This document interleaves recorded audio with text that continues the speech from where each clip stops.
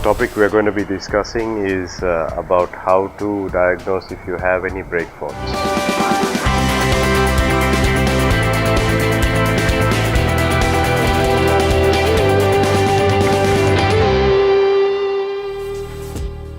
When looking for faults with your brakes, the most important thing to look at is the feel that you get from the brake pedal.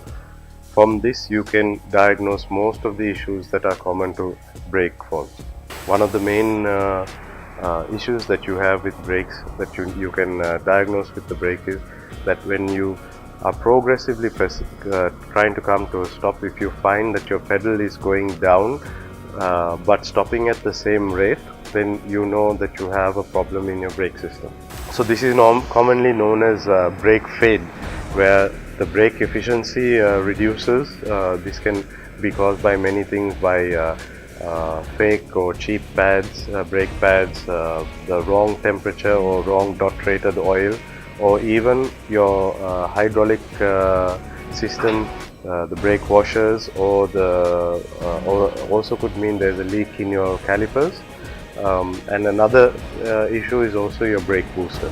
It can be leaking volume, causing a difference in your pedal feel, where when you apply pressure to the brake pedal, the pedal will go down further, but it will keep stopping at the same amount, same rate of stopping.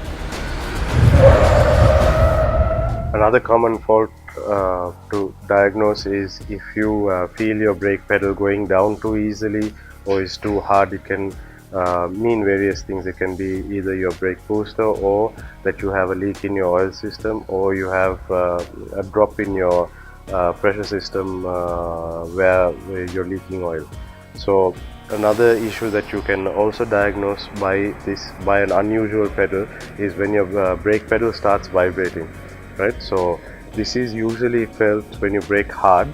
There are two things that you need to look at here. One is when the brake pedal feels like there's another pump taking over. This is common to error with your ABS, right? So this causes the brake pedal to pulsate because the ABS pump is controlling the brakes so that you don't lock up and have an accident.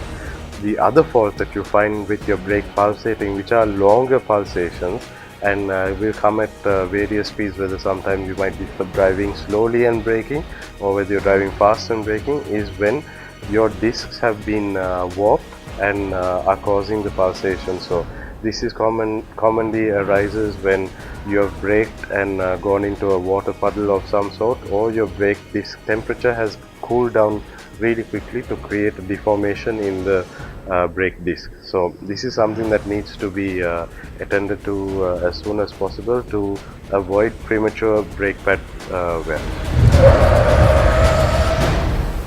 Another common fault that you're likely to come across when you apply brakes is the vehicle pulling to a side, right? It can either be pulling to the right, to the left, or so forth. So this is normally caused with when there is dirt in your system which could block one of the lines, and what happens is that one of your brakes is not working efficiently and the other side or the other wheel is working correctly.